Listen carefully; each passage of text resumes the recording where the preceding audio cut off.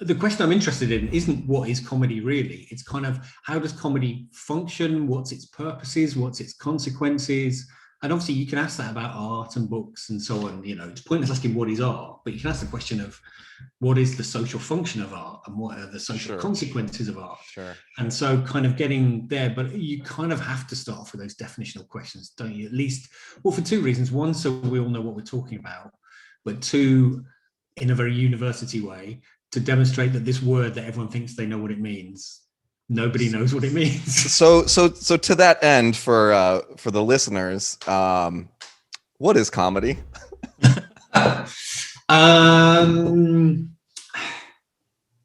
I would go the route of saying it's a discourse, which is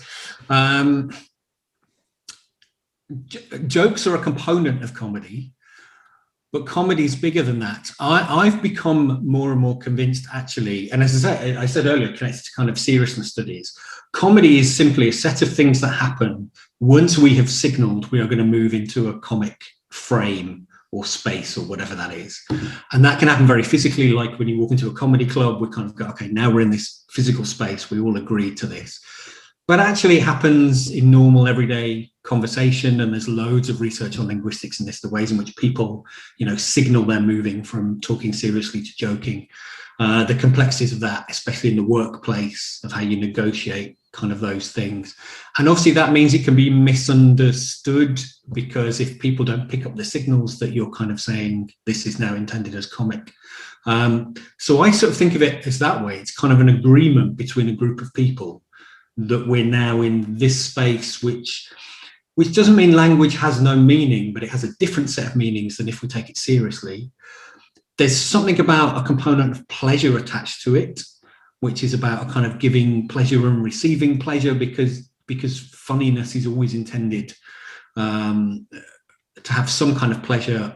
Though, of course, if you're on the receiving end of particular jokes, you might not find it pleasurable, but the person making jokes at you kind of would. So there is a pleasure component to it, which I don't know that we necessarily think of in serious discourse all the time.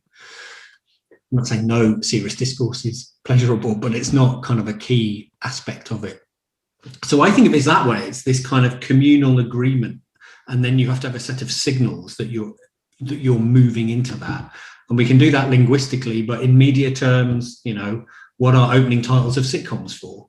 They're there to go, okay, we're moving into this genre now, and you should understand this thing in this way. You know, why do programs have opening titles at all, other than to say, okay, we're queuing you up to understand this thing within this particular discourse. And, you know, comedy films, everything, they all do that. They'll spend their first 10, 20 seconds trying to signal to you, understand that. Well, apart from things that are trying to fool you, mock documentaries or whatever, but the vast majority of things will very clearly signal to you, understand this as comic.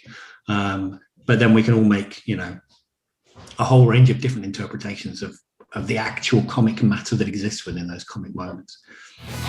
Romance threw itself off the 30th floor.